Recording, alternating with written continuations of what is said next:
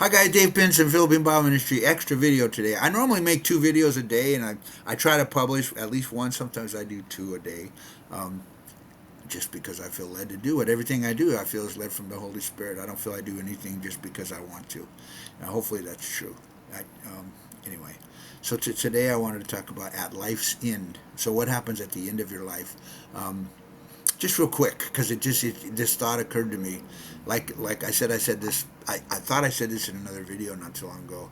The Chinese have a proverb: don't count any man happy until the end of his life. In other words, oh, this guy looks like he's happy, but then what's going to happen tomorrow? You know, what's going to happen if his wife dies? What's going to happen? You know, and then what's he going to do? What's going to be his, and how is his? You know, how are we going to end this life?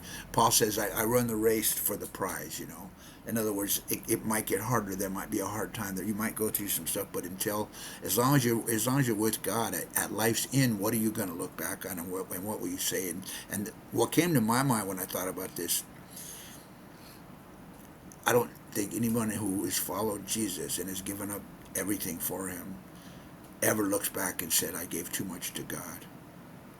Uh, I should have been more prosperous. I should have had more money. I should have went to the Grand Canyon. I should have went to the Holy Land. I should have done this and that and the other. Gosh, I wish I would have went to Europe. I wish I would have experienced all these things. I wish I would have had more girlfriends. I wish I would have had more this and that. And I don't think people do that.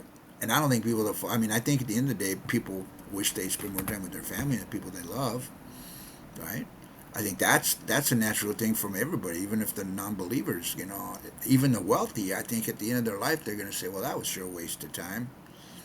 As someone once said, "I have my ladder on the wrong wall. I made it all the way to the top, and what did I have? Nothing. My heart's still empty." Right? But if you have the Lord and you give up everything for Him and you follow Him and you spend your life, regardless of the outcome, I think what we make a mistake in this world, especially church people. I would say especially church people, of looking at things from a worldly perspective. Oh, look at that church; it's so rich. Oh, look at there's so many people going there. That must be a movement of God. There's thousands of people and this and that, and all the wealthy people are there, and all the actors and the singers, and wow, this is God's really doing it, and I just wonder if that's not the right way to look at it.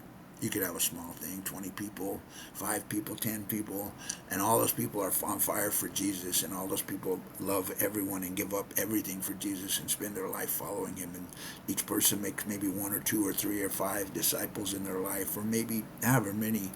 And I don't think it's about the numbers, I think it's about the heart, guys. So I think at the end of my life, I don't think I'm going to look back and say, I gave God too much. I think that's impossible. So think about that, because I know I just had a birthday. I'm 69 years old. I know I don't look it. But at the end of the day, we're all going to die.